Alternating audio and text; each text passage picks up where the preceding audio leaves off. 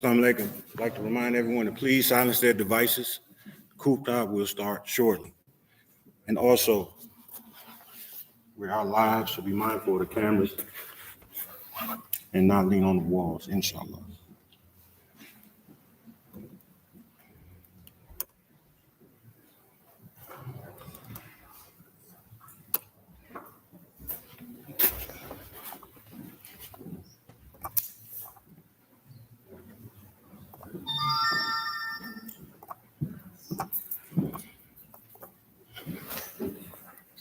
Assalamu alaikum wa rahmatullahi wa barakatuh.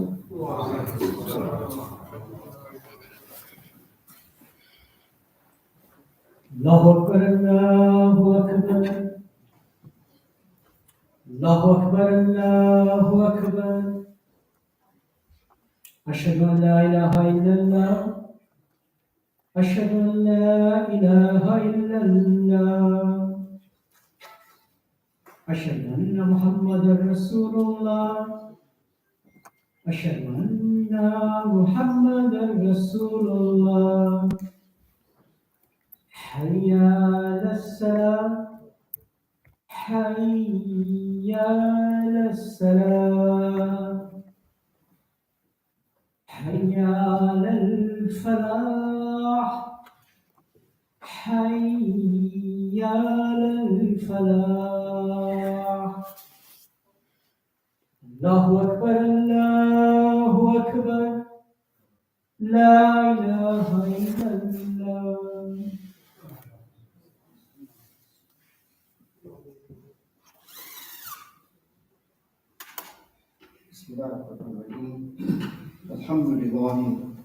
Alhamdulillah nahmaduhu wa nasta'inuhu wa nastaghfiruhu wa nu'minu bihi wa natawakkelu alayhi wa na'udhu billahi min shururi anfusina wa min sayyiati a'malina wa ashhadu an la ilaha illallah wahdahu la sharika lahu wa ashhadu anna Muhammadan abduhu wa rasuluhu. A'udhu billahi minash shaitanir rajim. Bismillahir rahmanir rahim. Brothers and sisters, before getting into the theme of Qur'an, I'll ask, as I ask before the beginning of every Qur'an, that we remember our brothers and sisters throughout this ummah of the Prophet Muhammad who are suffering or in misery, whether we know the cause of that suffering and misery or not. That Allah subhanahu wa ta'ala has given us this powerful weapon of dua. And if we don't use this weapon that Allah subhanahu wa ta'ala has given us, we can liken it to, and this may not be the best analogy, but we can almost liken it to Allah subhanahu wa ta'ala confirming how powerful the weapon of dua is. And we can liken it to the hesitation that the Prophet Musa alayhi salam had when magicians threw down their magic and it just seemed like there were snakes and squirming across the ground. And there was a brief hesitation on the part of Prophet Musa alayhi salam. Not that he didn't believe, but he was so amazed by what he was seeing, these ropes and these things moving on the ground. So we should not have hesitation. You and I know that Allah subhanahu wa ta'ala has promised to answer the dua of the believers. And let us make dua for our brothers and sisters in Palestine. The Prophet Muhammad ﷺ has made it very clear, even in his own actions, that making dua for others, whether it's a family member, whether it's part of the ummah, no matter who it may be, making dua for believing people, that inshallah, Allah subhanahu wa ta'ala will answer those du'as.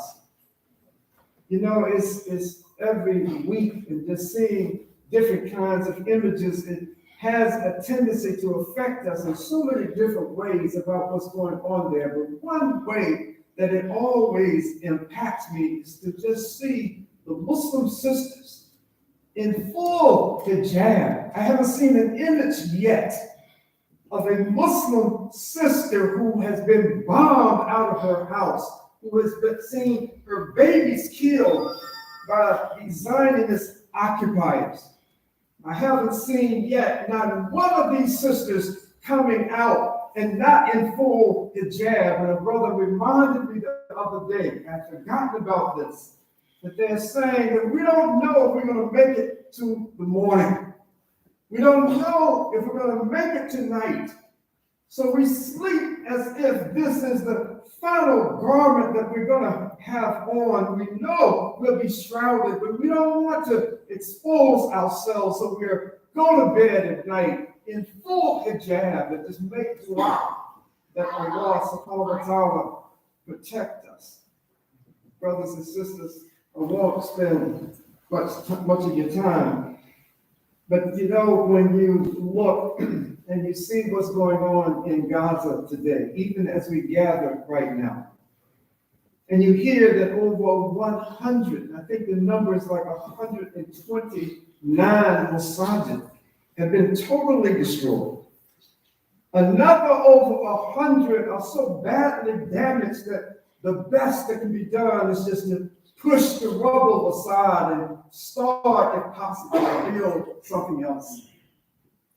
It hurts your heart. It should hurt our heart when we see that even hospitals are not safe from the targeting by Israeli missiles and drones blowing up hospitals with sick, wounded, and dying people in there, cutting off electricity. So people within those hospitals, that the life support systems that they have there to try to sustain life, that they can't even do that they're having major surgical operations with no anesthesia. Why? Because what's necessary for these operations is not being allowed. And the last thing I'll just remind myself and you of is that now these IDF, Israeli Defense Force people, are now going inside the hospital under the pretext that we're looking for people who are fighting against us. And all they're finding in a Shifa hospital, they're finding the wounded and the dead. They're finding scenes of what I've just described. Brothers and sisters, it is very important that we do something, if it's only with our mouths, about what's going on in Palestine. There are many, and I don't fault them, I don't blame them for having this understanding, but there are many that say that demonstrations were not part of the Sunnah. That the Prophet Muhammad ﷺ never participated or led a demonstration. But maybe I just don't have the intelligence to read the Sunnah and the Sirah literature properly. But when we look into the Sirah, what we see is that there was a time in Mecca when the Prophet Muhammad ﷺ and the believers were not allowed. This was up to the 5th year after the revelation of the Qur'an. They were not allowed to come to the Kaaba unless they would get beat up and possibly killed. And we know the story about Abu Bakr and others would go down and they would just get beaten unconscious and had to be carried away. But in that 6th year, Allah subhanahu wa ta'ala guided Umar ibn al-Khattab, guided Hamza to this deen. And one of the efforts that they did, and this is in the Sirah literature, this is not a made-up story, that Hamza led a line of brothers and Umar led a line of brothers, and they marched to the Kaaba. It's a statement like, you've been beating everybody up, now beat us up. If this wasn't a demonstration, I don't know what it is. So don't let somebody tell you, give you a narrow kind of interpretation by many Muslims that to go out and protest and demonstrate that this is out of the Sunnah. No, it happened in the lifetime of the Prophet Muhammad sallallahu. Bear with me for a moment. I want to move forward here a little bit. And all of the scenes that you and I have been witnessing, that is calling upon a very vital command from Allah subhanahu wa ta'ala for us to understand how Allah subhanahu wa ta'ala has guided us to act and to perform in these kind of situations. And that is the quality, the attribute of sabr, of being patient. Patience is not just sitting on our hands doing nothing, waiting to see angels come down from the sky and do their business and do their work in human society that Allah subhanahu wa ta'ala has allowed us and given us the capacity to do something to affect the environments in which we live. The kind of sabr is this kind of sabr that Allah subhanahu wa ta'ala speaks about in the Qur'an. Allah subhanahu wa ta'ala tells us in the Qur'an, in translation, "O you who believe, seek help with patient perseverance and prayers, for Allah is with those who patiently persevere." And Allah subhanahu wa ta'ala, in the context of this revelation, went on to tell us, and we know this, and you know it better than I, don't look at those who've been slaughtered, those who have been taken martyrs. Don't look at them as dead. No, they're not dead. Don't think about them in that context. That is horrendous, is horrible, is terrible what's happening, what we're seeing in social media, what we're seeing on the just regular media. But don't think that those that Allah subhanahu wa ta'ala has gifted with this precious gift of martyrdom, don't be sad about them. There's a human emotion that we have to feel, but don't get disheartened by what we see, the kind of abuse that the enemies of Allah subhanahu wa ta'ala and the enemies of Islam and Muslims. Don't get disheartened by what we see, no matter how many Allah subhanahu wa ta'ala takes as martyrs. Be patient. Be patient with Allah subhanahu wa ta'ala's decision and what Allah subhanahu wa ta'ala has done. Matter of fact, Allah subhanahu wa ta'ala, in the same context of ayahs, is making sure that we say, when we see these kinds of tragedies befalling the Muslims, that what do we say? Inna lillahi wa inna ilayhi raji'un. From Allah we come. And sure enough, every one of us, every human being that walks the face of the earth will return to Allah subhanahu wa ta'ala. Is what you and I do in between that will determine whether our ending will be a glorious one. Those martyrs, when Allah subhanahu wa ta'ala takes, as the angel of death, take that soul. The Prophet Muhammad said is they feel the pain of just like a pinch. Just a minor pinch. It's not, oh wow, he's got his legs blown off. Look at the top of his head. Half of his skull is missing. Look at how this person died. Allah subhanahu wa ta'ala has made it very clear through the Prophet Muhammad through his book that the martyrs that Allah subhanahu wa ta'ala bless, whatever way they died, it would just be like a minor pinch. It won't even be painful before he returns them to himself. Brothers and sisters, each and every one of us will go through hardship. Each and every group of believers will go through some form of hardship. And so what are we to do when we see what's going on? The kind of slaughter that men, women, and children are going through while the United States leaders and the European leaders and our Muslim majority country leaders, for the most part, sit on their hands and act as if they don't have a tongue, act as if they don't have a military, act as if, as a matter of fact, some of our Muslim majority countries today are punishing people for just wearing a kafaya. That's how they dress in Palestine. Let me take you and lock you up. We don't do that here. And I'm not going to call the name of any of these Muslim majority countries, but astaghfirullah, Adin. They should be ashamed of themselves. This is my opinion. I'm not citing nothing from Qur'an. I'm just saying, my opinion, they should be ashamed of themselves by sitting back and even sometimes colluding with the genocide of Muslim people.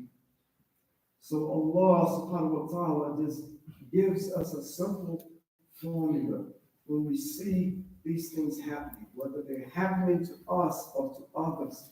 Suffer. Just be patient. Because Allah subhanahu wa ta'ala determines outcomes. What we experience and see today, there's no guarantee that Allah subhanahu wa ta'ala will not change the circumstances and conditions, whether it's in our own homes, whether it's in the masjid, whether it's in the ummah of the Muslims here in the United States. Whatever the believers endure, it doesn't mean that this is a permanent situation, because Allah subhanahu wa ta'ala has promised victory for the believers.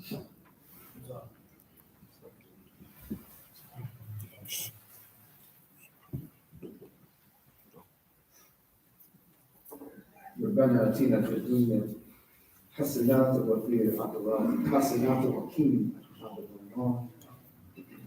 All praise is due to Allah. We praise Him and seek His assistance against the evils of our minds and against the unsuccessfulness of our actions. Whomsoever Allah guides, no one can lead astray.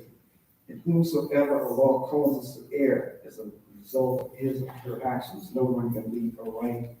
For Allah help those who help the religion of Muhammad and countless amongst them. For Allah disappoint those who try to disgrace the religion of Muhammad and do not make us of those. Brothers and sisters, this idea of remembering Allah subhanahu wa ta'ala at all times, in the best of circumstances, in the most trying of circumstances, can't be shown, in my humble opinion, in any better way for an individual, not a people, but for an individual. And this is the story that we've talked about before. You know it much better than I. This is the story of Prophet Yunus, alayhi salam, that you and I know. That the Prophet Yunus, alayhi salam, had a Allah-given duty and responsibility to take the message of La ilaha to his people, or to a people. And after so much time, and after Allah subhanahu wa ta'ala told the Prophet Yunus, I'm going to destroy these disbelieving people in 3 days. The Prophet Yunus, before being given permission to leave, thought to himself, well, these people are getting ready to die. They're going to be destroyed by Allah subhanahu wa ta'ala. He's told me they're going. So he said, there are some other group of people. I'll go tell them the message of submission to Allah subhanahu wa ta'ala, because these people are doomed. It ain't no hope for them. In Allah subhanahu wa ta'ala's qadr, we find that while Yunus was away, that Allah subhanahu wa ta'ala put Iman in the heart of the people, and at that moment they were spared destruction. But Yunus left his post. And you know the story better than I about how Yunus getting on a boat, and he's going to where he thinks there'll be more fertile ground and a better response for the Dawatullah.